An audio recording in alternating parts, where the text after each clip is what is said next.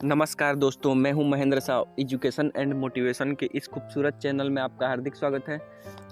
दोस्तों, हमने पिछली 5-6 वीडियो में अकाउंट क्या होता है, इसके कितने प्रकार होते हैं, गोल्डन रूल्स क्या है तथा इसके बहुत सारे क्वेश्चन को डेबिट और क्रेडिट के द्वारा इसे सॉल्व किए थे। तो इसी क्वेश्चन से हमारे आगे का एक महत्वपूर्ण रिपोर्ट ट्रायल बैलेंस बनकर तैयार होता है। ट्रायल बैलेंस को समझने से पहले लेजर क्या होता है तथा लेजर के जो ग्रुप होते हैं वो क्या होता है, इसे समझना जरूरी है। तो इन्हीं दो टॉपिक्स को समझते हैं। सबसे पहले समझते हैं लेजर क्या होता है।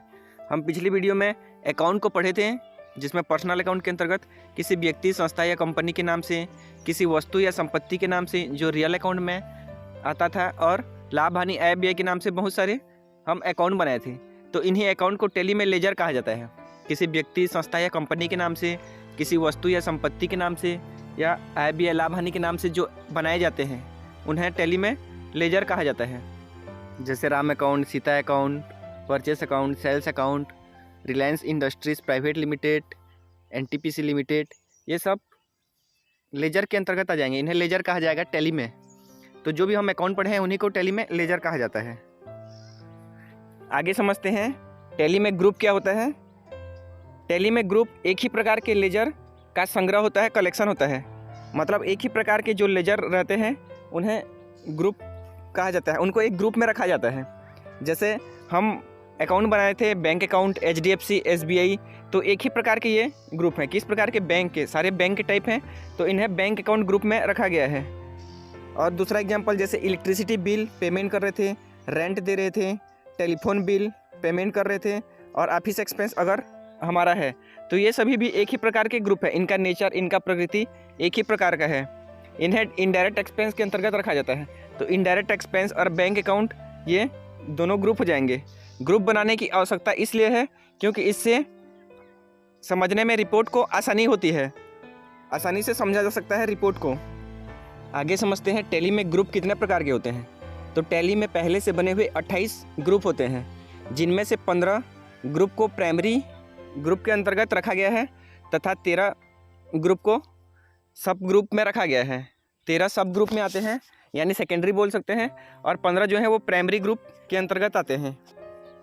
प्राइमरी ग्रुप 28 ग्रुप में से 15 ग्रुप को प्राइमरी ग्रुप के अंतर्गत रखा गया है। प्राइमरी ग्रुप यानी वो ग्रुप जो हर बिजनेस संगठन के अकाउंट तैयार करने के लिए ज़रूरी होता है।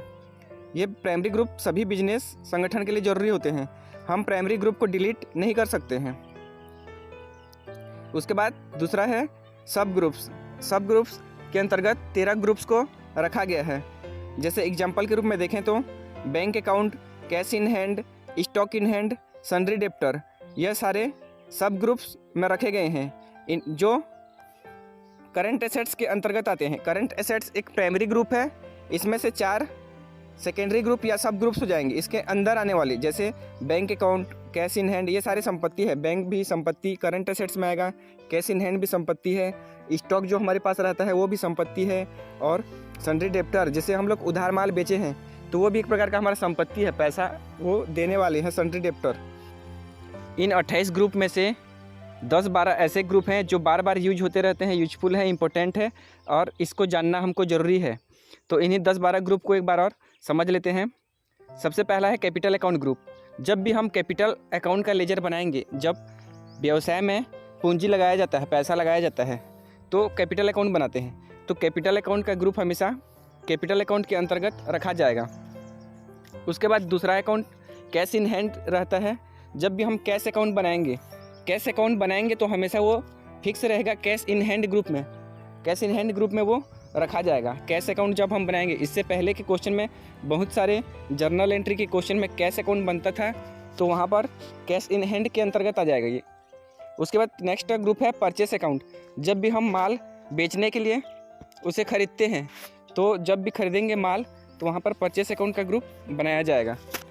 उसके बाद नेक्स्ट ग्रुप है सेल्स अकाउंट ग्रुप। जब भी हम सेल्स का लेजर बनाएंगे, जब माल को बेचेंगे तो सेल्स बनाया जाता है, तो सेल्स अकाउंट का जब भी लेजर बनाया जाएगा उसको हमेशा सेल्स अकाउंट ग्रुप में रखा जाएगा। उसके बाद अगला लेजर ग्रुप है सन्ड्री क्रेडिटर। जिन व्यक्ति से हम माल उधार खरीदते हैं या रुपया उधार लाते हैं, उन्हें सभी इस प्रकार के लेजर को सन्ड्री क्रेडिटर ग्रुप में रखा जाएगा, जिनसे हम माल उधार खरीदेंगे। सन्ड्री क्रेडिटर मतलब जिनसे उधार माल खरीदेंगे या जो हमें रुपया उधार देंगे, उन सभी को सन्ड्री क्रेडिटर ग्रुप में रखा जाएगा। अगला है सन्ड्री डेब्टर ग्रुप। उन सभी को जिन्हें हम उधार माल बेचते हैं, उधार माल बेचा जाएगा, हम बेचेंगे, तो उन्हें सन्ड्री डेब्टर ग्रुप के अंतर्गत रखा जाएगा, या रुपया भी उधार दे सकते हैं। अगला ग्रुप है बैंक अकाउंट ग्रुप। जब भी हम किसी बैंक के नाम से अकाउंट बनाएंगे, जैसे SBI bank, HDFC, PNB, ICICI, तो इस प्रकार के सभी लेजर के ग्रुप को बैंक अकाउंट ग्रुप में रखा जाएगा। अगला ग्रुप है फिक्स्ड एसेट्स। हम बिजनेस में यदि ऐसा वस्तु खरीदते हैं जिसे हम आगे नहीं बेचते हैं, अपने उपयोग के लिए जिसे खरीदा जाता है, उन्हें फिक्स्ड एसेट्स ग्रुप में रखा जाता है। जैसे ज़मीन हो गया, लैंड, बिल्डिंग हो गया, मोटरसाइकिल हो गया, फर्नीचर हो गया, ये सब ऐसे वस्तुएं हैं जिन्हें हम अपने उपयोग के लिए खरीदते हैं, तो इन्हें फिक्स्ड एसेट्स में रखा जाएगा। उसके बाद नेक्स्ट ग्रुप है इनडायरेक्ट एक्सपेंस। ऐसे खर्चे जो मुख्य व्यवसाय से हट के होते हैं, उन्हें इनडायरेक्ट एक्सपेंस की कैटेगरी में रखा जाएगा। जैसे रेंट देंगे, कमीशन गिवन, रेंट गिवन, ये मुख्य जिस चीज़ का बिजनेस है उससे हट के सारे खर्चे हैं। Rent given, commission given, salary given, electricity bill payment, ये सारे ऑफिस एक्सपेंस इनडायरेक्ट एक्सपेंस की कैटेगरी में आ जाएंगे। उसके बाद नेक्स्ट है इनडायरेक्ट इनकम। ऐसे इनकम जो हमें मुख्य व्यवसाय से छोड़कर किसी अन्य तरीके से प्राप्त होती हैं, जैसे rent receive, commission receive, discount receive, ये सारे इनडायरेक्ट इनकम की कैटेगरी में आएंगे।